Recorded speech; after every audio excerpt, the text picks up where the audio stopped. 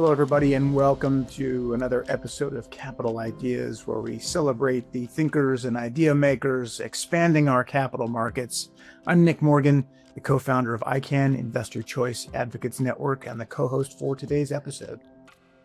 And I'm Dara Albright. I'm a proud board member of ICAN. And please join us today in welcoming Mark Girardi, who is also one of the newest members of ICAN, who is joining as the Senior Legal Director and Policy Counsel.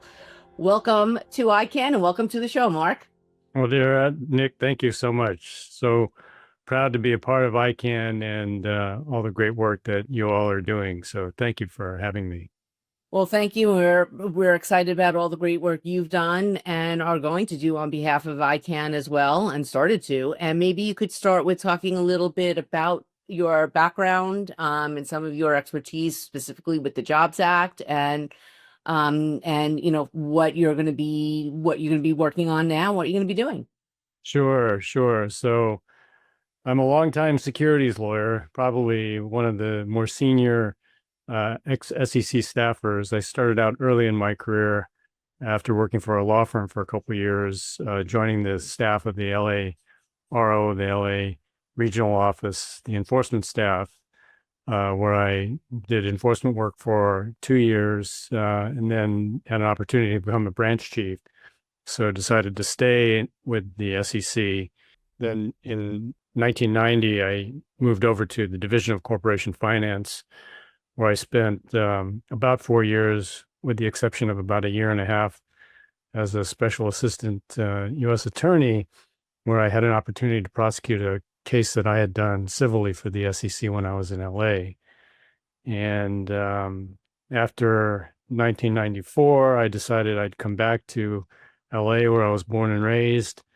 And as you recall, at that time, you may not recall, but back then, there were a number of regional investment banking firms underwriting small IPOs. And in LA, we didn't have the startup ecosystem that we now have. In fact, back then, we didn't even have the internet.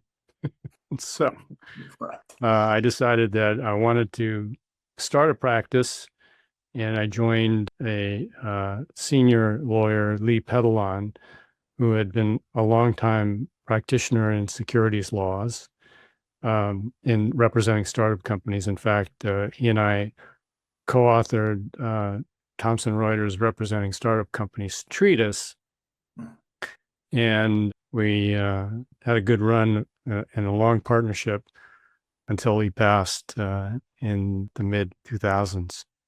I remember those days well, and that was actually around the time when Netscape went public and really inspired, ignited, if you will, the entire .com boom. So those were exciting times.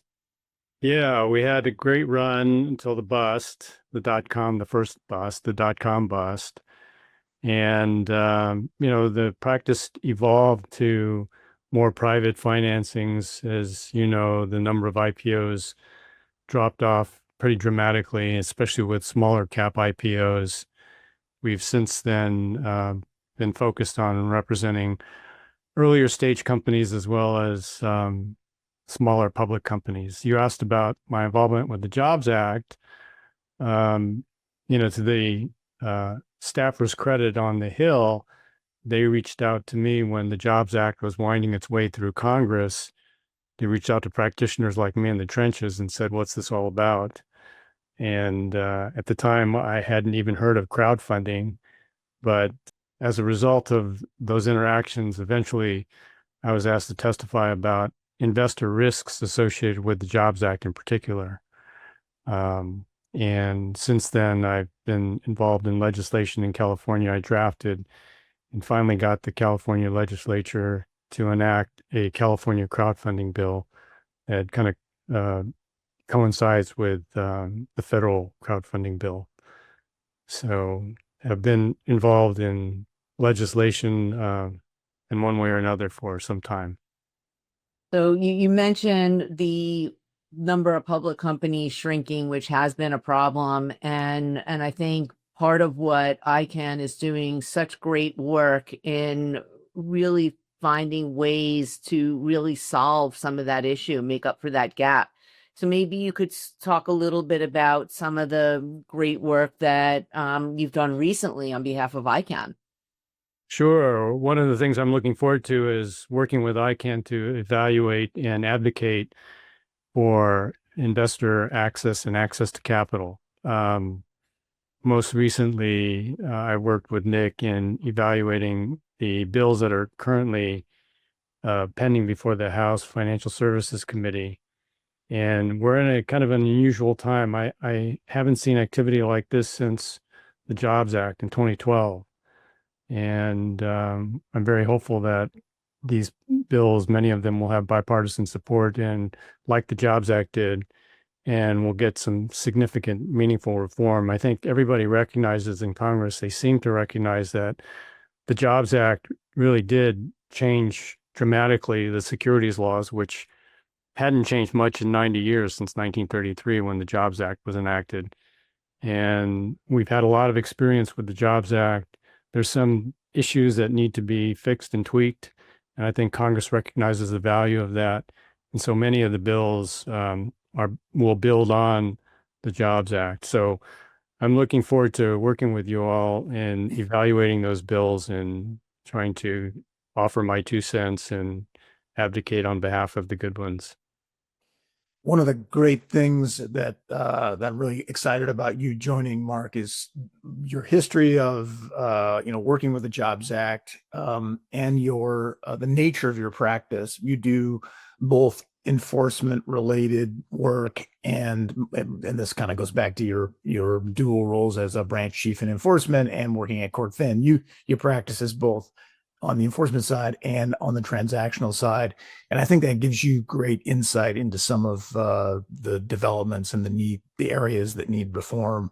I know when we were preparing ICAN's submission to the House Financial Services Committee, you looked at some of the proposed bills, and there are some areas that need some reform. Maybe you could talk about a couple of, you don't need to get into the details, but for example, I'm thinking about the finder issue. What's the issue there, and what's the potential for reform? Yeah, the finder issue is an important one for startups because, especially when general solicitation was restricted before the Jobs Act, unless you ran around with your parents were members of a country club or you had wealthy relatives, it was difficult to access capital. And the finder's role is to introduce entrepreneurs to capital sources. And of course, they'd like to be compensated for that. The rub has been that receiving transaction-based compensation, i.e. a commission, has been a indicia of broker-dealer activity. And the SEC has a long time, since the 90s, taken the position that broker-dealer receipt of transaction-based compensation commissions is sufficient to render one a broker-dealer, which would require registration. So for a long time, there have been many advocates of small businesses who tried to get an exemption. California finally did enact an exemption, but it does not address the federal rules. And so one of the bills that is currently pending before the House Financial Services Committee is one that would create an exemption for finders, exemption from the broker-dealer registration requirement. It would limit their activities to just introductions and not allow them to engage in investment banking activities, which should be regulated and performed by registered broker-dealers. I think it makes sense because having been on that side of it, on the investment banking side of it and the investor relations side of things, I've seen situations where you have finders come in and basically say to an issuer, hey, let me help you, raise capital, and then they'll say, okay, well, we'll pay you based on a commission on what you bring in. And then the finder says, oh, no, I can't do that. But I'll tell you what, pay me, $35,000 a month in cash, in a retainer fee, and I'll just go out and, and I'll raise you capital, and then they pay the finder, and the finder is never to be seen again. So Yeah, exactly. And the challenge for issuers is the SEC. This is an example of the SEC taking a little bit more aggressive position than what the courts have held. The courts have held for a long time that there's a number of factors to consider in determining whether one is acting as a broker-dealer, including the receipt of commissions or transaction-based compensation. Their involvement, for example, in negotiating terms of the deal, which would, be more like broker-dealer activity. The staff has taken the position that, as I mentioned, just receipt of transaction-based compensation is sufficient. And the enforcement staff has been pretty aggressive in seeking summary judgments against so-called unregistered broker-dealers for purely finding activity. The challenge for the issuer is that it results in potential rescission liability for the issuer, because there is some authority out there, although scant, that an issuer can be liable for rescission if it employs an unregistered broker-dealer. So the uncertainty in the law creates havoc for issuers who need to access capital through introductions. Yeah, and this is another area where enforcement has been driving a lot of the discussion because of the ambiguous nature of what is a broker-dealer in the finder context. And in addition to the problems you just described, Mark, for the issuers, it's obviously also a problem for would-be finders who, if you know about the issue, you're probably just going to try to avoid the whole thing altogether, so as not to expose yourself to potential enforcement action from the SEC. So it is an area that needs to be cleaned up, and it sounds like this proposed bill would help do that. In the meantime, of course, ICAN will be looking for cases and clients in the area where we, if we need to try to establish some clarity through litigation, we're happy to do that. Yeah, I think one of the things that we realized with the Jobs Act, the Jobs Act, as I mentioned, really changed the securities laws, federal securities laws dramatically. It democratized capital access by removing largely the restrictions on general solicitation, which had been imposed since 1933. And obviously things have changed since 1933.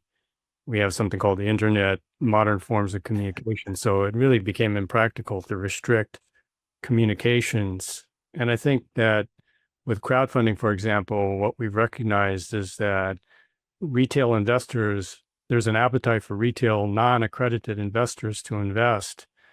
And there have been very few incidents of fraud.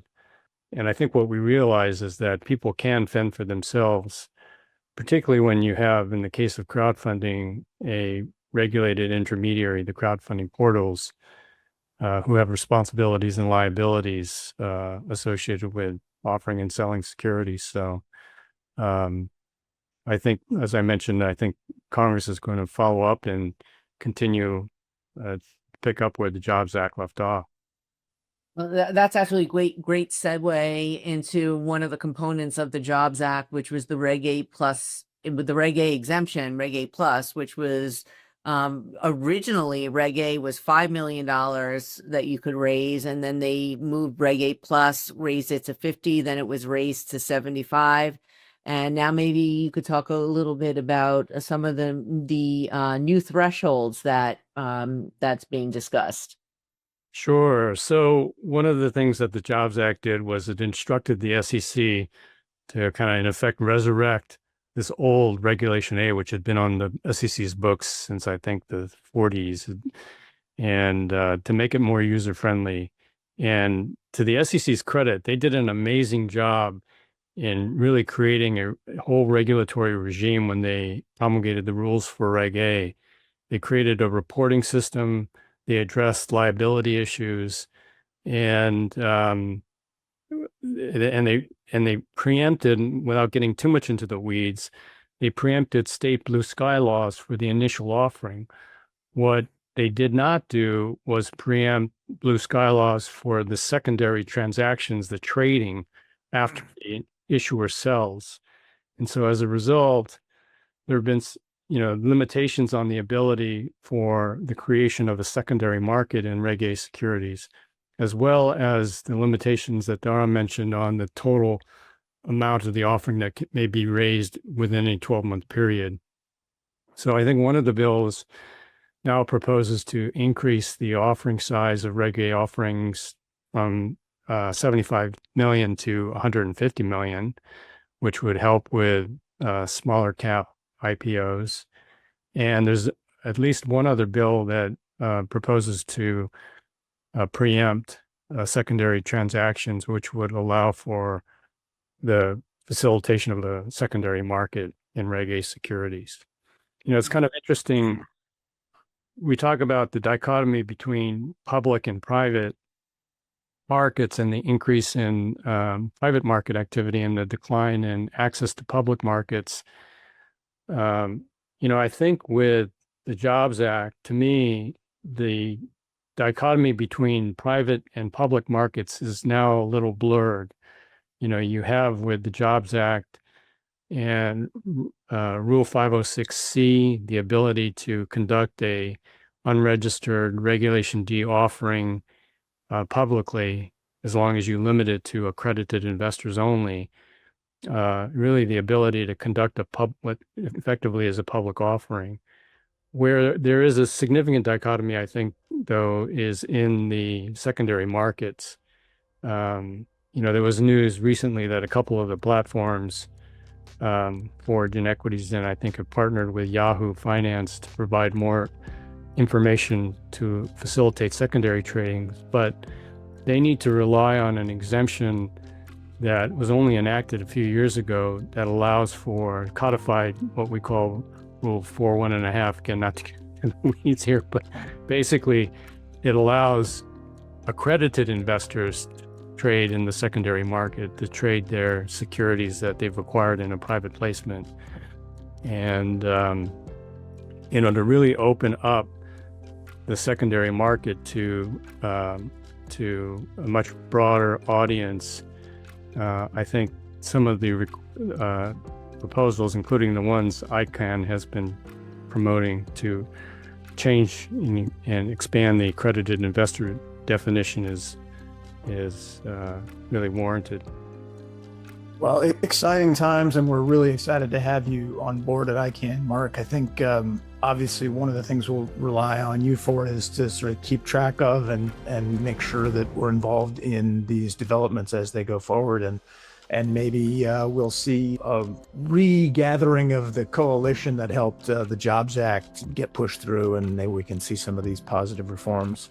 So again, really excited to have you on board, and thank you for coming on the episode today. And Dara, as always, thank you for co-hosting the episode. For everyone else, we hope you watch the next Capital Ideas. And for more information about ICAN, you can go to icanlaw.org. Thanks very much.